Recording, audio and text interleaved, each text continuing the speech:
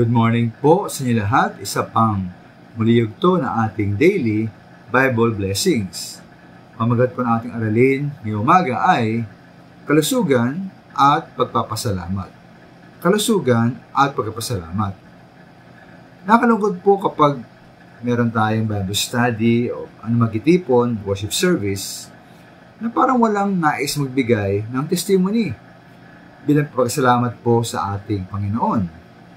Dahil ba walang pinagpalang Kristiyano at maramot ang ating Diyos? O baka dahil lala tayong espiritu ng pagpapasalamat?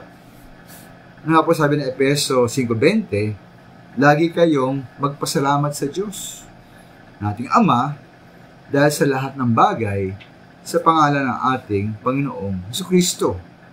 Kaya po naman una-una, ang pagpapasalamat pala ay utos ng Diyos. Kaya po dapat nating gawin.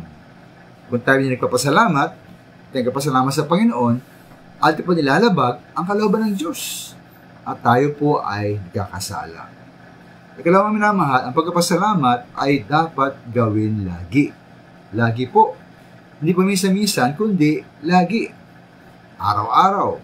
At sa lahat ng meron tayong pagkakataong magpasalamat. Ikatlong minamahal, magpasalamat tayo dahil sa lahat ng bagay. Maraming tayo nagpasalamat lamang na kung may tayong malaking pagkapalan dumarating, no? O pasalamat tayo pagtaas ng sweldo o promotion, o may tayong tanggap na malaking regalo, o tugol sa malaking pangailangan. Hindi mo minamahal. Magpasalamat tayo ay sa ating binasang teksto dahil sa lahat ng bagay. Lahat ng bagay dapat pasalamatan. Ngayon po, isang bagay po para sa akin na ating malimit na kaligtaan, pasalamatan sa Diyos, ay ukol po sa ating kalusugan, ating health. O nagpasalamat tayo kapag tayo gumaling ng sakit, di po ba? Ngayon po, lagi ba tayong kapasalamat dahil sa maraming panahon, mga pagkakataon na tayo ay walang sakit? Tayo kapasalamat po, mga minamahal, kung tayo ay walang sakit. Ngayon po, dahil dito, wala tayong sakit, number 1, hindi tayo nahihirapan o nasaktan. Ikalawa, wala tayong sakit, tayo may lakasigla na gawin ang ating nais gawin.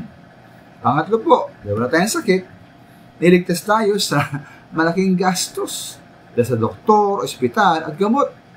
Ikaw na minamahal. Ikaapat, wala tayo walang sakit, at po, buhay ay mahaba pa. Meron pa pagdugtong ng Diyos sa ating buhay. Kaya po tayo po sa lahat mga minamahal, hindi lamang pag tayo gumaling, kundi sa panahon na tayo po ay walang sakit.